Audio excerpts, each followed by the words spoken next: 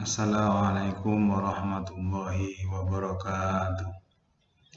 Al-Fatihah ila hadratin Nabi Muhammadin sallallahu alaihi wasallam wa ala alihi wa azwajihi wa dzurriyyatihi wa ala hadratin sultanina wa syekh Qadir Jalani wa syabi asyana syadili radhiyallahu anhu wa la jami'i alaihi wa sufiyyin wa la jami'i syekhina bi tawbarahum wa masyayikhina bil azhar syarif ولا حضرة إلى هذه المؤسسة ولا حضرة إلى مؤسس هذه المؤسسة ولا حضرة إلى مؤلف هذا الكتاب الشيخ محمد جمال الدين القاسم الدمشقي وإلى والدينا وارحمهما كما ربيانا صغارا وإلى آبائنا وأمهاتنا وجداتنا وجداتنا ونخص خصوصا من اجتمعنا هنا بسببه ولا جليل شأنه من الفاتحة الحمد لله رب العالمين الرحمن الرحيم مالك يوم الدين إياك نعبد وإياك نستعين اهدنا الصراط المستقيم صراط الذين أنعمت عليهم غير المغضوب عليهم ولا الضالين بسم الله الرحمن الرحيم الحمد لله رب العالمين وبه نستعين على أمور الدنيا والدين والصلاة والسلام على سيدنا محمد سيد المرسلين المبعوث رحمة للعالمين وعلى آله وأصحابه أجمعين أما بعد قال المؤلف رحمه الله تعالى شيخ محمد جمال الدين القاسم الدمشقي في كتابه نصائح في كتابه موعظة المؤمنين ونفعنا به وبعلومه وبعلومنا وبعلومه في الدارين آمين. Kemarin kita sudah bahas tata cara bersuci, berwudu. Bagaimana kemarin dijelaskan bahwa nanti di dalam membasuh wajah setelah rukun setelah niat itu rukun kedua itu nanti ada 4 bulu atau 4 rambut yang harus terkena ya, atau diantaranya al-hajibani, al-hajiban 2 alis, wasyariban 2 kumis, terus wal-idharon ya, jambang ini harus terkena semuanya, dan juga adab ini kemarin dijelaskan begitu, atau alis.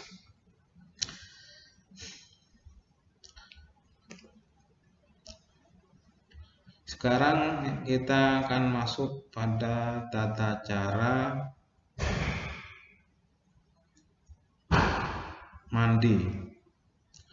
Kaifayatul gusli utawi iki iku mertelake carane atus.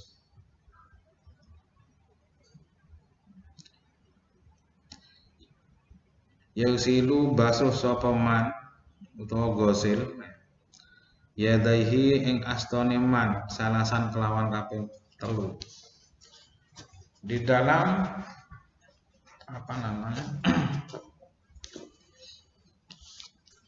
tata cara mandi yang benar. Pertama kali sebelum kita mandi ya mencuci tangan dulu 3 kali. Ini ajaran bagaimana tata cara bersuci mandi, dan sebelumnya juga wudu, yaitu mencuci tangan. Dan sekarang baru tahu setelah adanya pandemi COVID-19 ini ya, ternyata mencuci tangan itu adalah suatu hal yang sangat dibutuhkan oleh makhluk hidup semuanya. Dan di sini salasan 3 kali, berarti kebersihannya itu ya harus benar-benar bersih. Summa yastanji nuli istinja, moko nuli istinja sapa man. Wa yazilu lan ngilangi sapa man maing barang ala badanihi ing atase badane man. Bayani ma min najasate nyatane najis ing kanat lamun tinamara najasan. Kemudian setelah tangan dibasuh, baru istinja. Kita bersihkan kotoran-kotoran, apa kita kencing atau buang air besar, itu kita bersihkan dan hilangkan semua najis yang ada pada badan kita. Kalau memang ada najisnya. Summa yatawaddau mongko nuli wudu sapa man. Wuduhu utawi wudu man iku lisolati krana ala salat. Kama wasofna kaya oleh nyifati sapa kita ila ghuslil qadama ini angin basuh delamaan loro. Fa innahu mongko lamun ana apa ghusl iku ya akhiru ngakhirake sapa man huma ing qadamain. Kemudian setelah itu melakukan wudhu sebagaimana wudhu yang akan kita lakukan untuk melakukan sholat. Kemudian kita membasuh ya semuanya yang ada di tubuh kecuali nanti kedua mata kaki, apa di sini, kedua kaki ini, karena nanti memang harus diakhirkan kan.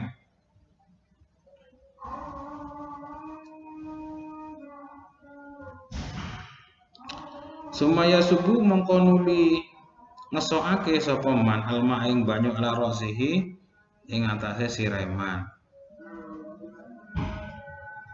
Setelah itu orang itu langsung, atau orang yang mandi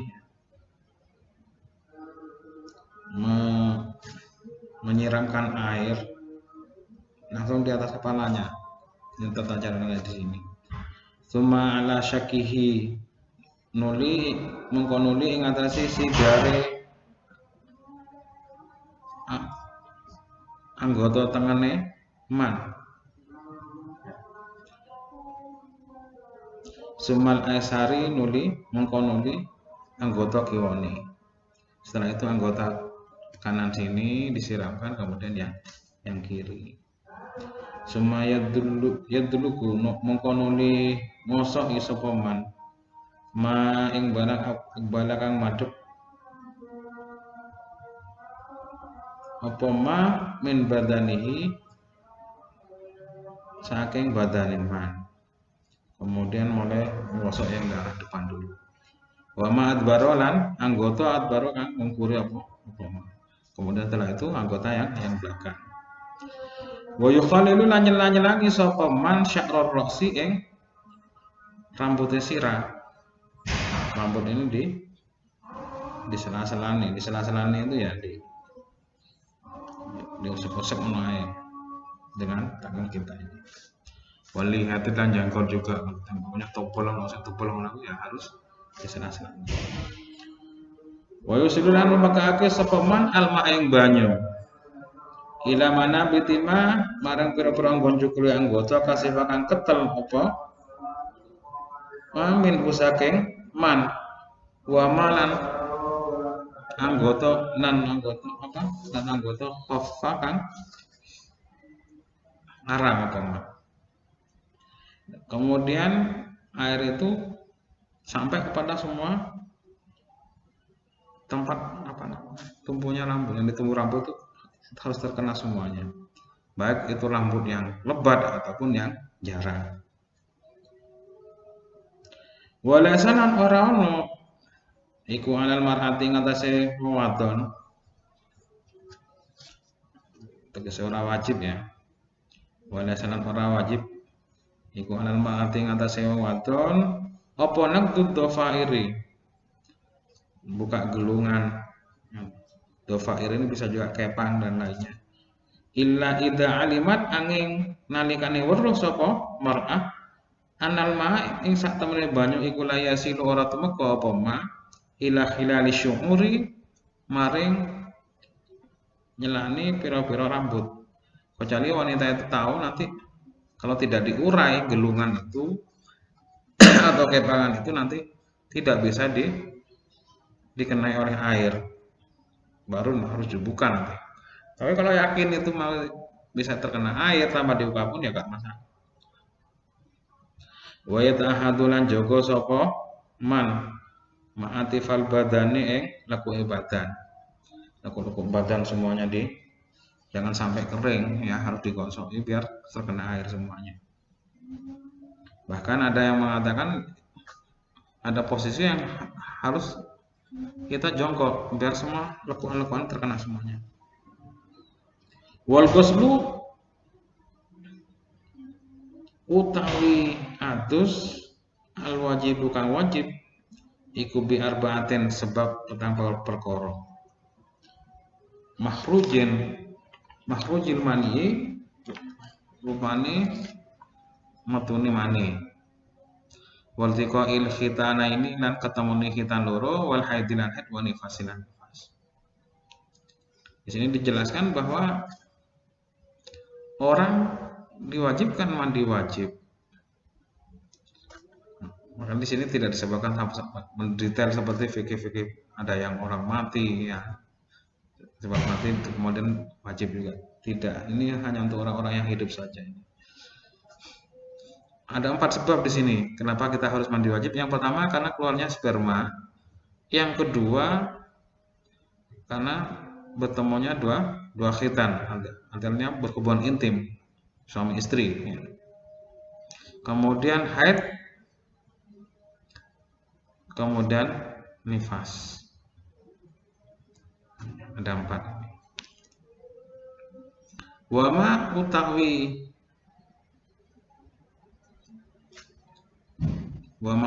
barang utawa perkara adahu kang sakliyane ma iku minal iktisalat minal al-sali setengah saking pira-pira atus sunnatin kang sunnah. Makanya selain keluarnya mani, itu kol khitain wal haid wal nifas, nanti di sini kita akan menemukan mandi-mandi yang sunnah bukan yang wajib. Seperti kagus lil ini, seperti mandi hari raya 2. Kalau dini atus raya loro. Wal Jum'atin lan Jumat. Hari Jumat seperti hari ini. Ini juga kita mendapatkan kesunatan untuk mandi karena datang ke masjid. Tapi kalau dalam kondisi tidak datang ke masjid, kita tidak mengunjungi masjid seperti contoh karena ada larangan pemerintah ya, kesunatan itu ya ada tapi ya untuk di rumah berarti tidak untuk bertemu dengan orang banyak. Masalahnya biasanya kenapa kok sampai disunatkan mandi Jumat itu, karena kita akan berkumpul dengan orang-orang banyak nanti, agar nanti orang yang di kanan kiri kita tidak merasa risih. Bahkan seperti contoh kalau kita seandainya doyan jengkol atau bawang, nanti itu disunahkan dihilangkan semua bau-baunya, karena akan mengganggu sekitarnya. Wal ihram lan ihram ketika memakai pakaian ihram. Wal wukufu bi Arafah lan wukuf bi Arafah lan wukuf ing dalam tanah Arafah. Walidukhuli Makkah lan kalau mlebu Mekah. Waliman lan kedua wong wasala kang ngedosi sapa man mayitan ing mayit. Kemudian setelah karena Jumat, kemudian ketika memakai ihram ini ada kesunatan mandi juga. Wukuf di Arafah. Wukuf di Arafah ini memang sebelum berangkat disunahkan untuk mandi. Karena memang nanti di Arafah ini akan kesulitan sekali untuk cari air untuk mandi karena begitu banyaknya orang. Walidukhulu Makkah dan kalau masuk kota Mekah, itu juga ketika mau masuk kota Mekah kita mandi dulu, bersih dulu. Ini sunnah. Dan juga bagi siapa saja yang ketika itu memandikan mayit. Ketika kita memandikan mayit, maka disunahkan juga kita untuk mandi untuk membersihkan. bersihkan diri. Kaifiyatut tayammumi utawi iki iku mertenakake tata carane tayamum. Sekarang kita akan membahas bagaimana tata cara tayamum.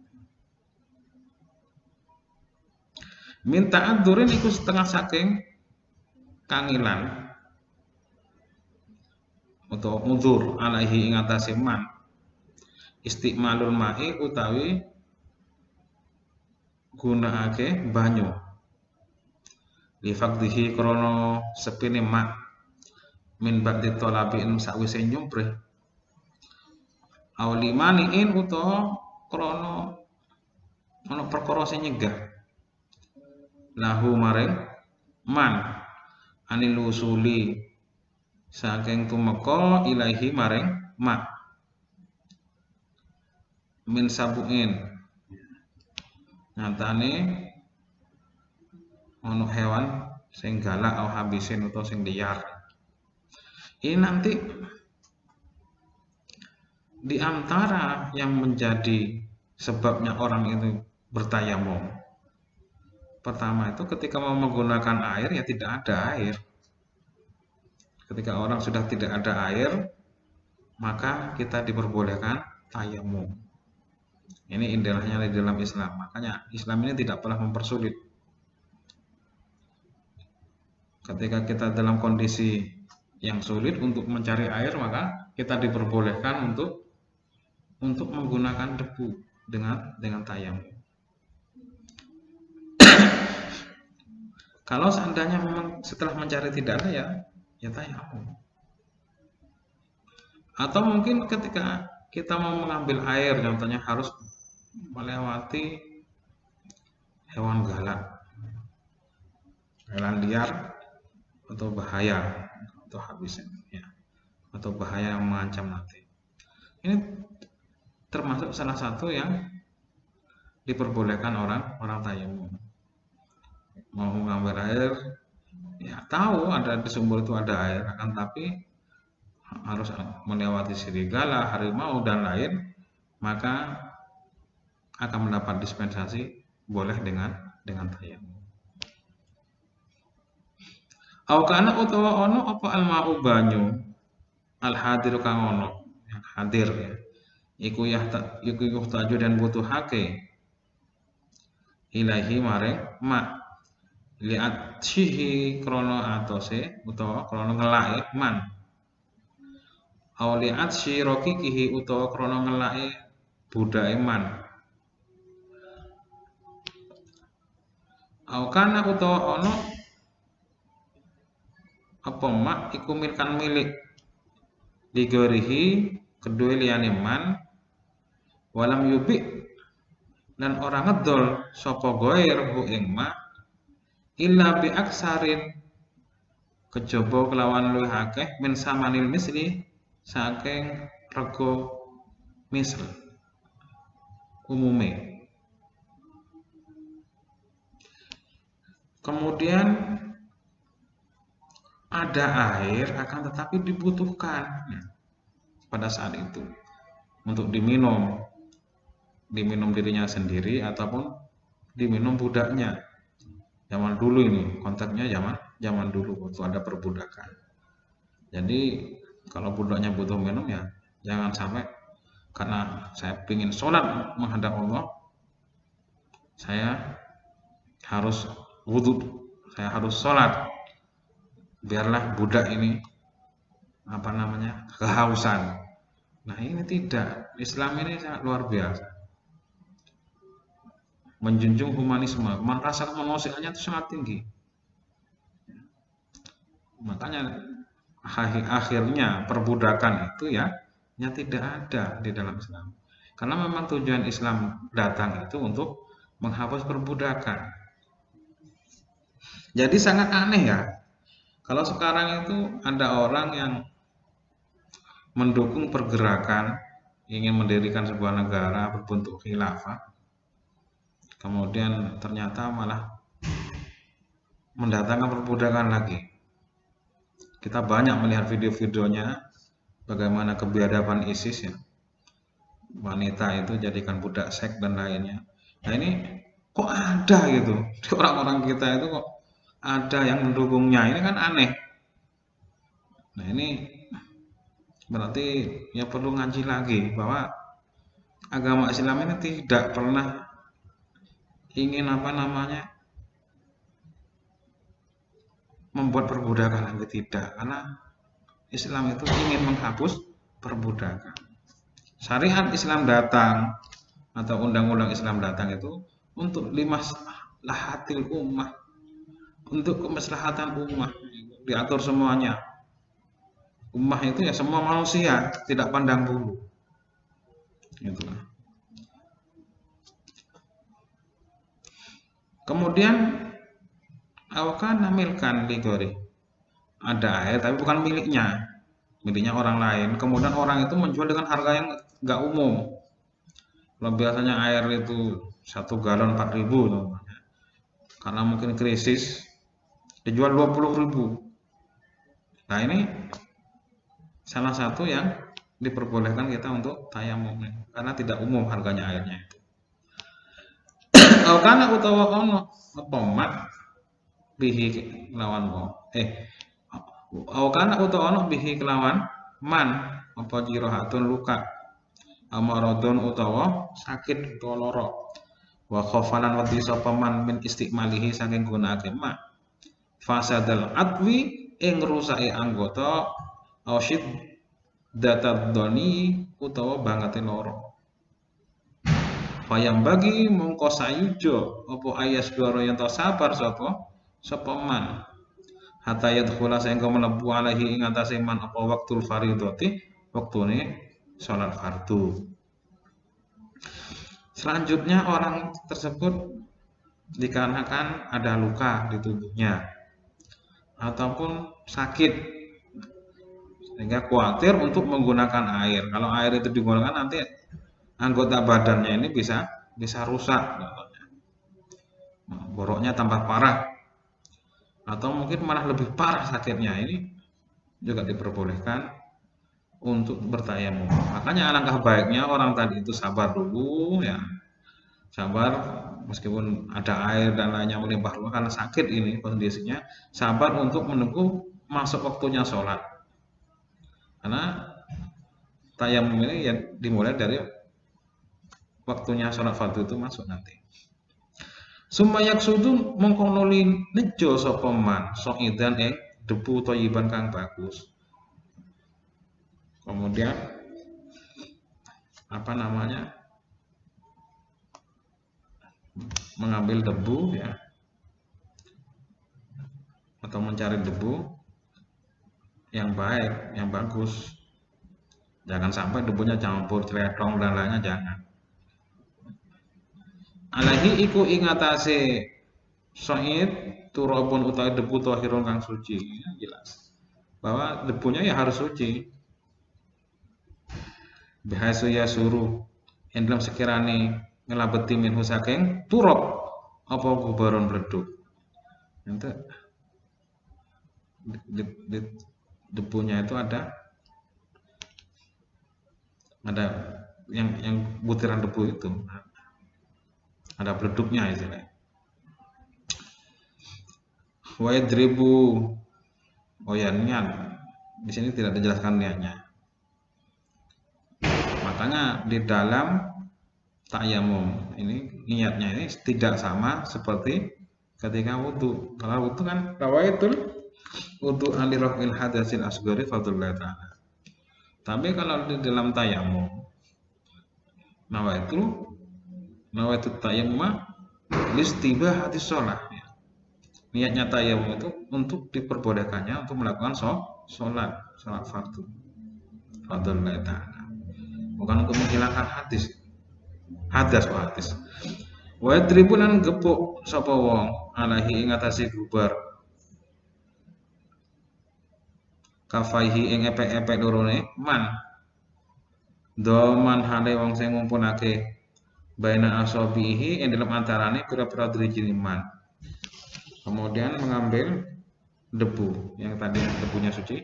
Nah, ini jangan sampai benggang ini, jangan sampai begini.